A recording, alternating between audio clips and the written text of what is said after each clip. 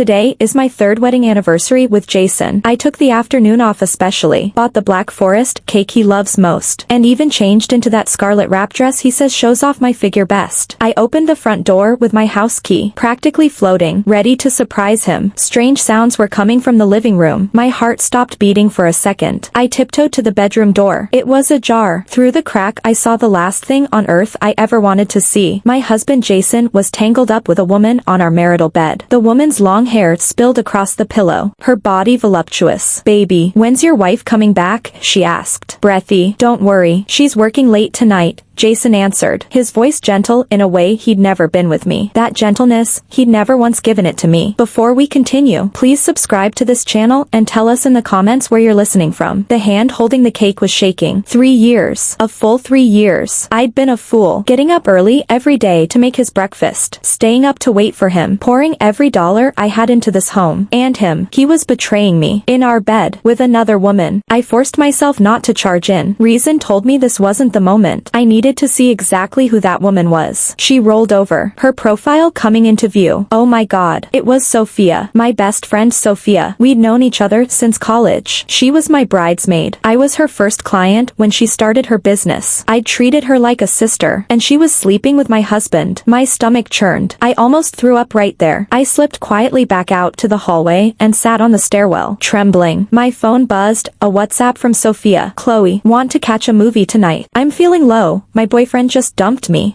Dumped by her boyfriend. Right now she's in my bed screwing my husband, and she's still playing the devoted bestie. I inhaled deeply a few times, fighting to stay calm. I replied, "Sure. What time?" 7. The usual place. The usual place. The brew cafe we always went to in downtown Riverdale. I checked the time, 4 in the afternoon. 3 hours. Plenty to figure out how to deal with these two cheaters. Instead of going home, I headed to Hawthorne Realty. The office was quiet. Everyone had clocked out. I sat at my computer and started pulling Jason's phone bills and bank statements. As his wife, I had access. Starting 3 months ago, there was a monthly $5,000 wire to Serenity Yoga Studio, Sophia's studio. I kept scrolling. Hotel charges for Palm Springs Hot Spring Resort. Jewelry store purchases from Tiffany Company. High-end restaurant date packages at Nobu. Each line stabbed me. All of it was our marital funds. He was using our savings to bankroll my best friend. What enraged me more, he'd been in constant contact with a realtor. The call log showed long conversations. Again and again, a suspicion flickered. I dialed our realtor. "Zach." Immediately. "Zach, it's Chloe, Jason's wife. Has Jason asked you anything recently about selling the house?" Zach went silent for a couple of seconds. "Chloe, I think you two should talk this through yourselves." "Zach, I put down the down payment on our house. I have a right to know. Just tell me, what's he planning?" Another silence. "He did approach me. Said he wants to sell the current place in Riverdale and move into something smaller in Sterling. The extra cash, he said, is for an investment." My blood pressure spiked. Sell the house. I paid the down payment with my dowry, and I'm the one covering the mortgage every month. Who says he can sell? Did he mention who he's buying the new place with? I pressed. "Well, Chloe, you really should ask him directly." "No need. I already knew the answer. He wants to unload our home and start fresh with Sophia. Kick me out and leave me penniless." Dream on. I started Googling articles on how marital property is split in a California divorce. Since you two have no conscience, don't blame me for playing dirty. At 7 on the dot, I walked into the brew cafe. Sophia was already there, tucked into our usual corner table. She looked a wreck, eyes red, as if she'd been crying. "Chloe." She jumped up and hugged me the moment she spotted me. "What's wrong? You look awful," I said, feigning concern. "Don't ask. Total scumbag," she hissed. 2 years together. Dumps me just like that. Says he's found someone better. Someone better? You mean the legitimate wife who owns a car and a townhouse? What's the guy like? Did you ever introduce him? I probed. No. He kept saying he was swamped with work. Thinking back, he must have been married. Sophia fumed. Married? Isn't she the expert on that? My acting held. Sounds like a real jerk. But Sophia, you're in rough shape. Want me to set you up with a therapist? Forget it. I'll cope. Oh, how are you and Jason lately? My heart twisted at Jason's name. Same old. Both buried in work. Barely see each other. When men get busy, trouble starts. Keep an eye on him, Sophia warned. All sincerity. I almost laughed out loud. Hearing those words from her mouth was the height of irony. By the way, how's business at your yoga studio lately? I switched topics. Pretty good. Lots of new clients. One of them was super generous. Bought a full year of private sessions for for 60,000. 60,000. The money Jason had wired her over the last 3 months added up to exactly 15. Looks like Serenity Yoga is raking it in, far more than I'd imagined. That's great. I'll have to drop by for a private session sometime. Of course. Welcome. I'll give you 20% off, Sophia said sweetly. 20% off. Your lover services me for free, and you give me a discount. I swallowed the rage and kept chatting. Then, out of nowhere, she asked, Chloe, have you ever thought of changing jobs? Why do you ask? I feel like your current gig is exhausting and the pay isn't that great. Want to go into business together? What kind of business? I'm opening a second studio and need a partner. You put in $500,000. We split profits 50-50. $500,000. The figure tightened my chest. 500,000, exactly what we'd clear after paying off the mortgage if we sold the marital townhouse. I got it. This is their plan. Jason sells the house. I invest in Sophia's expansion, and together they drain my money. I'll think about it, I said calmly. No rush. Take your time, but it's a rare chance. I'm really short on capital right now.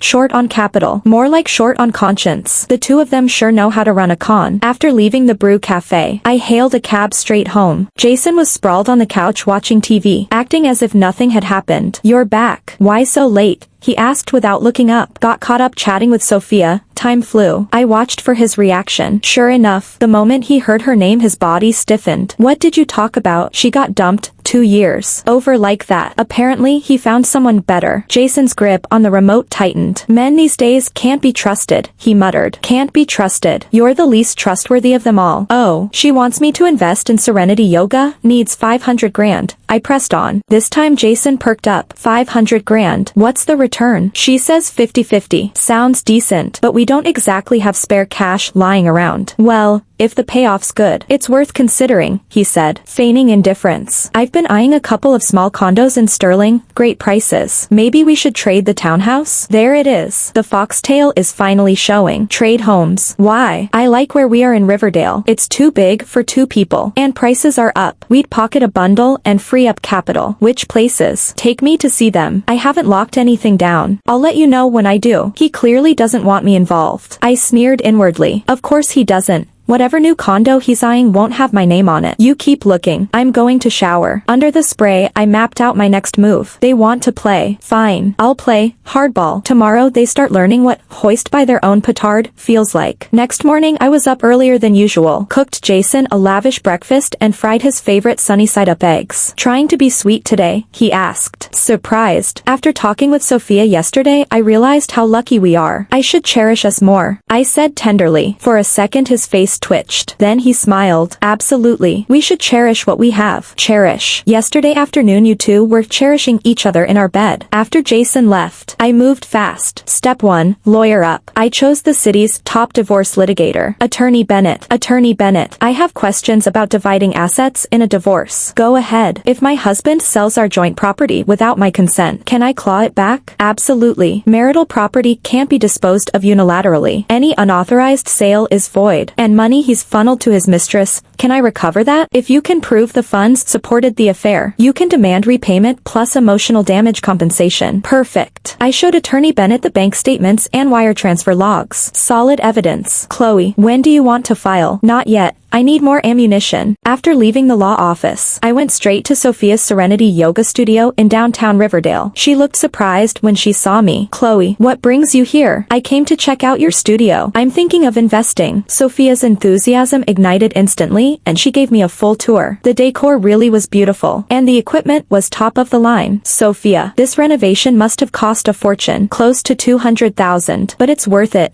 Memberships are booming. 200,000. 3 months ago, when she first opened, the place had been almost bare. Where did she get the money for a second renovation in 3 months? What do you charge for private sessions? Regular one-on-ones are 300 a class. If I teach personally, 500. 500 a session. Jason's 15,000 would cover exactly 30 private classes. What kind of private classes needs 30 sessions? I sneered inwardly. I'll start with a trial pass. See how it feels. Great. I'll give you the best rate. After I paid, I didn't leave. I settled in the lounge and watched watched the comings and goings. Sure enough, I spotted several familiar faces, all wives from our Riverdale neighborhood. One of them was Lisa. Lisa, you practice here too? I greeted her. Chloe, you've joined. The privates here are amazing. I've been coming 6 months. 6 months. What kind of results? Fantastic. And Sophia's so generous, always treating us to dinner. Last time she took us to that new Palm Springs Hot Spring Resort. Hot Spring Resort, the one Jason keeps visiting. Sounds great. I'll have to try a private soon. Definitely. But Sophia's slots fill up fast. You have to book way ahead. Way ahead. Then how did Jason manage to book? The more I thought, the fishier it smelled. That afternoon I deliberately took the rest of the day off. Jason's car wasn't in its space. I went upstairs and let myself in with the spare key. The apartment was empty. This time I didn't hesitate. I headed straight for the bedroom. The sheets had been changed, but in the wastebasket lay a used condom wrapper. I photographed it for evidence. Then I started rifling through Jason's things. At the very back of his closet I found a small box. Inside were photos of Sophia and a photocopy of a deed. The address was 123 Oak Street, Sterling, California, but the owner listed was Jason. There was also a copy of a purchase agreement showing the place had been bought last month. 1.2 million. Our current townhouse in Riverdale was worth about 1.5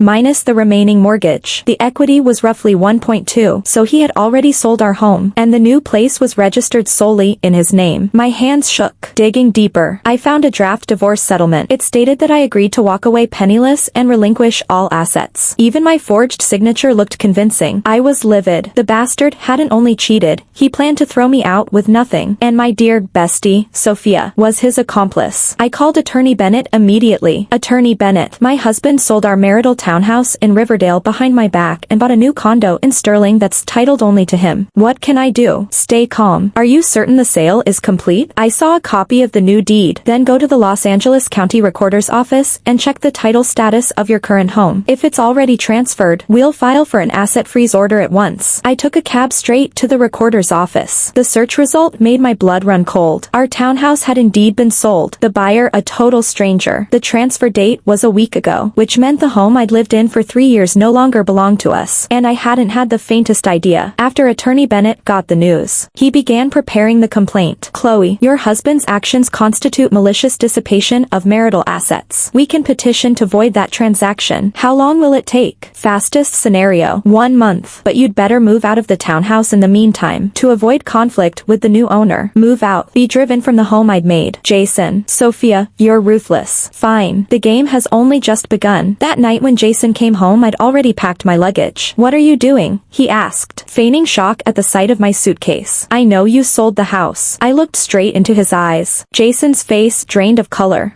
How did you find out? Did you think you could keep it secret? Jason, you've disappointed me beyond words. Chloe, let me explain. Explain what? Explain why you sold our home behind my back. Explain why you're sleeping with my best friend. Or explain why you expect me to walk away penniless. I flung the draft divorce settlement at his feet. Jason panicked. Chloe, it's not what you think. Then tell me, what is it? He was silent for a long time, then finally said, yes, I'm with Sophia, but we're in love. I couldn't keep lying to you. In love. You cheated on me for 3 years, and now you don't want to lie. So what were our 3 years of marriage? Then, Chloe, we're wrong for each other. We always were. You're too strong-willed. In this house, I don't even feel I exist. Too strong-willed. Because I work overtime to pay the bills. Because I poured every cent I had into this home. So you repaid me by cheating with my best friend? We never meant to hurt you. Never meant to hurt me. Then what do you call selling the house out from under me? What do you call trying to make me walk away penniless? Jason, remember this. It's not ending here. I dragged my suitcase out of the place I once thought was home. Starting today, they'll learn how steep the price of betraying me really is. That night I checked into a hotel near Hawthorne Realty, lying in an unfamiliar bed. I drafted my revenge. Step by step. Step 1. File suit against Jason for maliciously transferring marital assets. Step 2. Gather every shred of proof of his affair with Sophia. Step 3. Ruin them both publicly and professionally. I'll strip Jason of everything, the new lakeside condo in Sterling, his job, even Sophia herself. And Sophia. I'll shut Serenity Yoga down and make sure she can't show her face in Southern California again. Whoever betrays me pays the toll. Early next morning my phone rang. Chloe, we've submitted the petition. The Los Angeles Superior Court will freeze every asset in Jason's name, including that new condo. Excellent. What do you need from me now? Keep gathering evidence. Video or audio of the affair would be ideal. After hanging up, I racked my brain for more proof, then remembered Linda. Linda's curiosity is legendary, and her balcony looks straight into our bedroom window. I bought a gift basket and knocked on her door. Chloe, what a surprise. Heard you and Jason had a fight? She already knew. Of course. Linda, I need to ask. Have you noticed anything odd at our place lately? Odd? Her eyes lit up. You mean the woman who keeps coming? What woman? The one in the red mini, long hair. Great figure. She shows up afternoons and stays for hours. Red car. Sophia drives a red mini. Do you remember the exact times? Of course. I water my roses every afternoon. She's here at least 3 times a week. 2 to 5 o'clock. Did you ever take pictures? Linda smiled slyly. Plenty. I wanted to tell you, but I didn't know how. She opened her phone and swiped through shots of Sophia arriving and leaving, and of her and Jason cuddling on the balcony. Linda, may I have copies? Absolutely. That woman's shameless, flaunting herself when everyone knows you're his wife. With those photos in hand, I finally felt solid ground under my feet, proof that nails the affair. That afternoon, I parked myself at the Brew Cafe, across from Serenity Yoga, and watched Sophia's routine. Around 4, Jason's car slid to the curb. They came out together, laughing, and drove off. I followed. They stopped at an upscale bistro, heads bent close over wine. I filmed them, then sent over a bouquet with a card that read, wishing the happy couple endless bliss. Jason's face turned the color of old lettuce. Sophia looked ready to crawl under the table. They paid fast and fled. I tailed them all the way to Jason's new condo in Sterling. Luxury complex. Designer fixtures, Sophia's taste. No question. Too bad the court seal will be on the door soon. The thought felt better than a double shot of espresso. On the 3rd day, the asset freeze order landed. Bank accounts, cars, the condo, everything Jason owned was locked overnight. He called a dozen times. I let each one ring into silence. Finally, a text. Chloe, can we talk? Talk. Now he wants to talk. Maybe later, much later. I moved to the next phase. Through a friend, I hired a private investigator. I need a full background sweep, I said, handing over Sophia's details. Scope, check if Serenity Yoga's properly licensed, whether she's evading taxes, and map her entire romantic history. Weeks work. Money's no object. While he dug, I planted seeds online. I opened burner accounts, then leaked photos and clips to the Riverdale neighborhood group chat. Jason's company forum, and Serenity Yoga's client chat, framing them as candid shots from strangers. The gossip caught fire overnight. Jason's colleagues started giving him side-eye. His sales numbers tanked. Serenity Yoga fared worse. Clients canceled memberships in droves, refusing to downward dog under a homewrecker. Married women, in particular, are the most sensitive to this sort of thing. 1 week later, the private investigator handed me the bombshell. Chloe, everything you asked for is in here. He passed me a thick envelope. Sophia's studio has no business license. It's operating illegally under California law, and her fitness trainer certificate is counterfeit. Anything else? Before she opened Serenity Yoga, she worked as a hostess in a nightclub in Las Vegas. She also has 3 abortion records on file from clinics in Los Angeles. I sucked in a sharp breath. 3 abortions. I hadn't known that. We'd been best friends for years, and she'd never breathed a word. The most important part, she's pregnant now. What? According to the clinic, she's almost 2 months along. Pregnant. Jason's child. This was getting interesting. I stared at the file, emotions colliding inside me. Part of me burned with rage that I'd been duped by someone like her. Another part felt almost sorry for Jason. He'd betrayed a wife who truly loved him for a woman who'd lied about her past and was now carrying his baby. Did he really think Sophia was the pure, adorable yoga instructor of his fantasies? He had no idea how thoroughly she was playing him. Perfect. I could weaponize every scrap of it. I launched my final counterattack. First, I sent an anonymous tip-off to the California Department of Business Oversight with evidence of Sophia's unlicensed operation. Within days, Serenity Yoga was court-sealed. Mats, blocks, sound system, everything was impounded, and her clients' prepaid packages were frozen. Furious customers ringed the studio demanding refunds. Sophia was overwhelmed. Meanwhile, I compiled her history into a tell-all post, headlined, Exposed, How a Las Vegas Nightclub Hostess Became Riverdale's Favorite Yoga Guru, and released it across every platform. Photos, documents, receipts, all there. Shares exploded. Sophia's reputation curdled overnight. No one booked her classes. No one wanted to be seen with her. She was finished. Jason's side was just as bleak. With assets frozen, he missed mortgage payments on the Sterling condo. The bank initiated foreclosure. His credit score cratered, and Hawthorne Realty began quietly drafting his termination. In real estate, a tarnished credit file is a career death sentence. The kicker: news of Sophia's pregnancy reached Jason's parents in San Francisco. Old school and proud. They disowned him the moment they learned he dumped his wife for a woman with that kind of past. Father and son, cut clean. Jason was now besieged on every front. Homeless, jobless, disowned, and tethered to a scandal-ridden pregnant girlfriend. Only then did he finally wake up. He began calling and texting non-stop, begging for a rewind. Chloe, I was wrong. So wrong. Please forgive me. Let's start over. Chloe, Sophia tricked me. She's nothing like I thought. Now I see you're the one who truly loved me. Chloe, I'll walk away penniless. Sign everything over to you. Just say you forgive me. Reading those messages, I laughed out loud. Now I'm the good guy. Now you're sorry. Too late. I didn't answer a single line. Instead, I called Attorney Bennett. How's our case shaping up? All filings ready. We can request a court session tomorrow. With the evidence, you'll walk away with 80% of the estate,